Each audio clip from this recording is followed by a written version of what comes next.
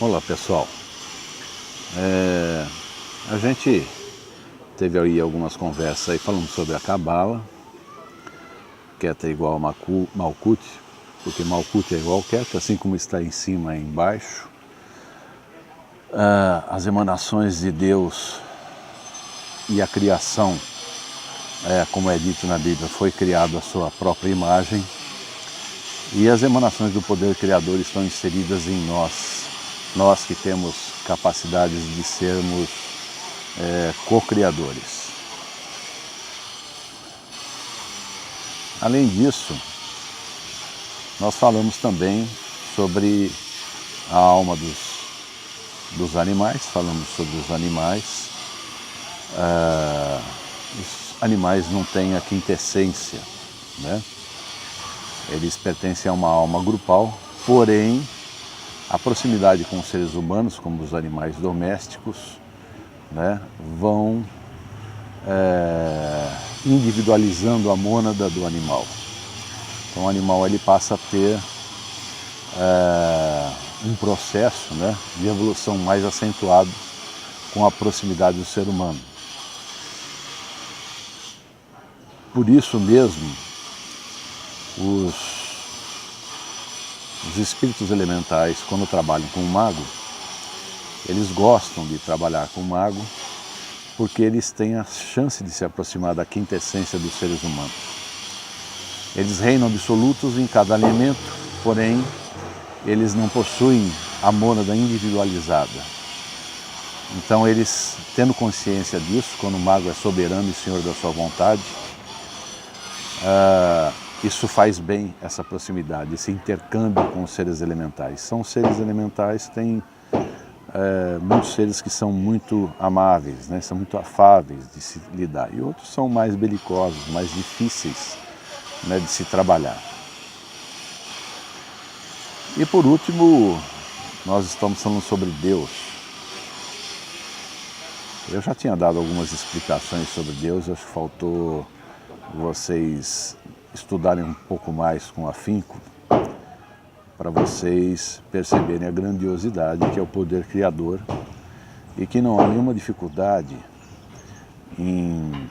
Você colocaria muito facilmente um ateu no bolso, né, que acredita que a gente pode ter se originado de uma sopa cósmica, uma ameba que se de repente alguns viraram seres humanos, outros viraram macacos, outros viraram répteis. Quer dizer, essa teoria, ela não cola, e essa teoria diz que nós seríamos então uma mera obra do acaso. Nós somos os macacos que resolveram descer das árvores, resolveram se individualizar de um momento para o outro, porque o macaco ele continua sendo macaco desde aquela época, diferença de um cromossomo. E nós, com essa individualidade, adquirimos, né, o raciocínio que possibilitou a evolução tecnológica e a distinção da nossa espécie frente às outras. Para um ateu, isso seria uma mera obra do acaso, porque ele não teria como explicar por que um macaco também não está construindo cidades, né? Os animais, eles simplesmente pertencem a uma alma grupal. As informações do aprendizado que eles vão tendo nas diversas experiências carregam esta alma grupal. Isto explica porque algumas espécies que estão do outro lado do mundo começam a criar um hábito, como foi o caso dos babuínos que começaram a lavar as frutas do rio, e de repente se verificou que os babuínos de outro lado da África também começaram a fazer o mesmo procedimento de uma maneira assim que não se dá para explicar, né? Não havia nenhuma comunicação que dissesse que pudesse ter algum tipo de comunicação, porque há realmente uma comunicação entre eles, né? Teve uma gorila que inclusive eu lembro que foi visitada por alguns atores, até aquele Robin Williams, que ela se comunica por meio de sinais e diz que o cérebro dela equivale a uma criança de 5 anos. Foi o máximo que conseguiram, né? Essa individualização desse ser que se aproxima muito dos seres humanos. Esses seres, por mais que a nossa essência, nós tenhamos uma essência mineral, uma essência vegetal, né? Uma essência animal instintiva também dentro de nós.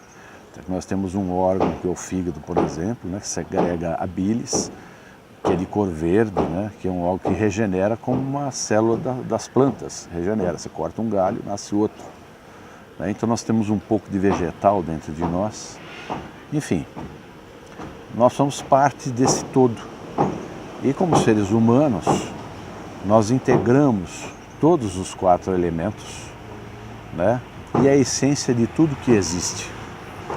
Um pouco de cada coisa nas moléculas de carbono, hidrogênio e oxigênio que compõem todos os seres vivos.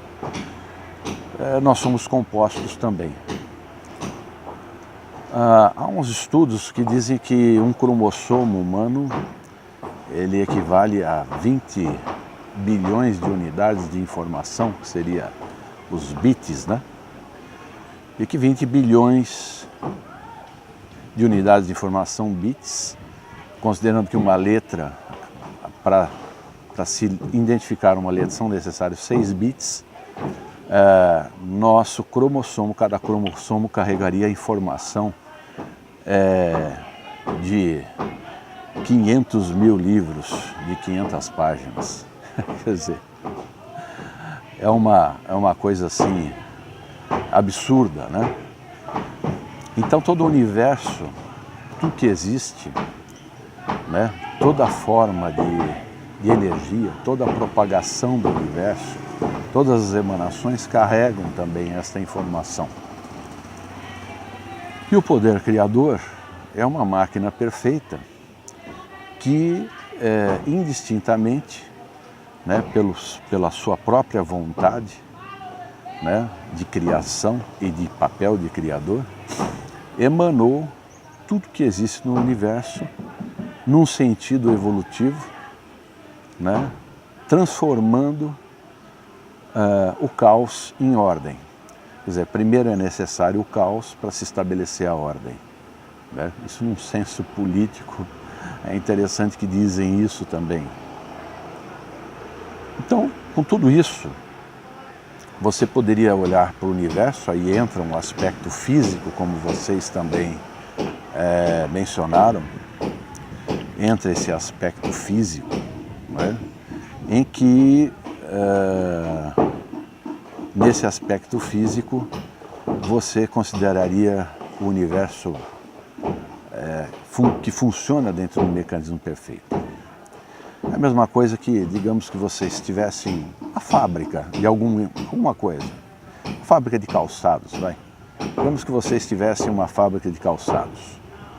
Nessa fábrica de calçados vocês têm uma máquina, e essa máquina é necessária manutenção, é necessário substituição de peças que estão desgastadas, quer dizer, com o tempo, ou modernização também, modernizando o sistema de vocês constantemente, tem que ser modernizado, para que vocês, diante da concorrência, não ficassem defasados, né, e não acabassem onerando mais o custo de produção, porque quanto mais tecnologia, mais produção, né, e aí você pode baratear até o custo, porque quanto mais produção, mais você barateia o custo da sua peça, daquilo que você fabrica.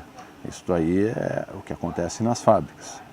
Mas supondo que eu chegasse até vocês e falar, olha, esquece essa máquina, eu vou te dar uma máquina perfeita. E essa máquina perfeita, ela vai se autorregenerar sozinha. Se ela quebrar, ela se conserta. Ela vai se modernizar automaticamente. Quer dizer, você não precisa... E ela vai produzir tudo que você quiser de acordo com a sua necessidade, sem nenhum problema. É uma máquina perfeita. E tudo vai se adaptar, a máquina vai se adaptar a tudo que você precisa. A quantidade de calçados que você precisa fabricar, para pagar as despesas e ter lucro, enfim, tudo. Ela vai se adaptar, ela tem uma capacidade de percepção das coisas e da sua situação. Então você interage com a máquina, ela percebe a sua necessidade e produz aquilo que você precisa. Aí você poderia dizer, puxa, mas essa máquina é uma máquina perfeita. Pois é, essa máquina é uma máquina perfeita. Você vai falar, puxa vida, Francisco, alguém que criou, quem criou essa máquina, só pode ser alguém, um ser perfeito. Como que ele pode ter uma ideia tão clara para se criar alguma coisa como essa máquina? Então você começa a olhar a natureza. Você percebe que a natureza ela tem esta mesma perfeição e a sua inteligência, devido à própria evolução, tem a capacidade de adaptar você à vida. Ou seja, o homem tem a capacidade de adaptação para a sua preservação. Os animais também têm de uma maneira instintiva. Então tudo que eles fazem é numa forma primitiva. Eles se abrigam da chuva, debaixo de uma árvore, eles não são capazes de construir uma oca sequer, né? Uma cabana, eles não são capazes de fazer isso. Mas eles vão se abrigar da maneira que eles puderem. Então, aí é que está a capacidade de raciocínio, lógico, porque eles não têm. Eles não sabem que se eles cortassem madeira, se eles pegassem uma pedra, poderia afiar essa pedra, como foi os antigos, os nossos antepassados, e de uma hora para outra. Agora, óbvio que se a gente pensar, puxa vida, mas essa diferenciação e aquilo que você diz, que o ser humano pode ter sido evoluído a partir de alguma espécie mais evoluída que veio aqui e que modificou, né? Fez uma modificação genética que nos capacitou esse raciocínio, individualizou a nossa mônada, nós adquirimos a quintessência e a experiência não só de uma vida como depois das outras vidas, isso resultaria em evolução. E isso, o que Deus tem a ver com isso? Falei, quem que garante que Deus não poderia ter mandado, né, esses seres? Então vocês percebam que Deus, Ele escreve o mundo, né, o universo, de maneiras que às vezes escapam da nossa compreensão e que não necessariamente você vai seguir através das alegorias místicas e, né, religiosas que você possa seguir ao pé da letra, porém haverá um significado profundo em tudo aquilo. Há sempre uma significação mística dentro de tudo que se é dito nos livros sagrados, no Inumbelish, no livro dos Vedas, né, e em diversos outros manuscritos apócrifos, na própria Bíblia, haverá um fundo de verdade que nós que precisamos ter, na verdade, a capacidade de raciocínio e discernimento para entender o que provém da mente humana, né, e aquilo que é realmente uma mensagem importante que nos é delegada para que nós possamos ter uma compreensão maior do cosmos, para que a gente possa entender os princípios e os primórdios. Então, o que eu queria ouvir muito de vocês, desde que nós começamos os debates, porque esta é uma aula, já que eu estou passando a vocês, não está apostilada, não vou apostilá-la, depois terão outros materiais que eu vou postar em PDF, mas essa não está apostilada, porque estou fazendo aqui, vocês devem notar aqui, estou fazendo aqui ao vivo aqui na praça, em frente à nossa loja, eu não estou com nenhum material escrito, apenas estou passando para vocês, porque eu quero que vocês participem dos debates que estão sendo propostos que é a única maneira de vocês aprenderem. Eu vejo as dificuldades de todos vocês, vocês não estão captando a essência do que está sendo passado. Por isso os debates são importantes, que não é para medir que você é burro, você é inteligente, não é nada disso. É para que todos possam crescer. Então gostaria que todos participassem. Por que todos não estão dando Se eu fiz uma pergunta, por que vocês não estão respondendo? Eu quero que vocês respondam, não é? Então, isto é uma base para que vocês possam entender. Viram a dificuldade que foi entender 0 igual a 10, 10 igual a 0, né? Que o Igor ele respondeu com muita propriedade porque viu no nosso próprio material. E aquele rapaz lá que ficou desdenhando, né, dizendo que tinha 20 anos de cabala, nunca leu porra nenhuma, nunca entendeu nada e não foi capaz de dar uma simples resposta como essa com 20 anos de estudo de cabala, que eu suponho que ele não tem absolutamente nada. Certo? Então vamos ser mais participativos, vou continuar postando as perguntas, vou gravar lives, vamos botar PDF, vamos botar para quebrar. Então, por favor, quem vai fazer pagamento, se atualize para não ser desligado desta sala, que nós vamos entrar numa dinâmica muito boa e muito importante. E não pense que tudo que é magia, porque, veja, quando eu falo de 0 igual a 10, 10 igual a 0, falo isso é um passo muito importante para entender a magia cerimonial. Por quê? Porque quando você está dentro do seu templo, que você faz o traçado do círculo mágico, o círculo mágico é o quê? Um microcosmo, né? O que é? Malkuth é a terra, é a representação. Você reina como mago. Na terra você está no plano material. Só que você tem que reinar nos outros planos, mental, espiritual, energético também. Você tem que propagar a sua vontade em todos os outros planos. A sua vontade reverberará até o poder criador, as emanações daquilo que você deseja dentro da ritualística mágica. E ao mesmo tempo, o poder criador que emana geração, vida, criação, enfim, tudo, né, vai dar forma àquilo que você pretende, porque 0 igual a 10, 10 igual a 0. Keter está em Malkuth, assim como Malkuth está em Keter. Nós temos a coroa, o mago tem a coroa do iniciado. O que é a coroa? É Keter. Então, quando você propaga o seu poder, você está usando a fórmula 0 igual a 10, 10 igual a 0. Né? Assim como é em cima, é embaixo. Também temos o poder de criar e criamos a partir daquele momento.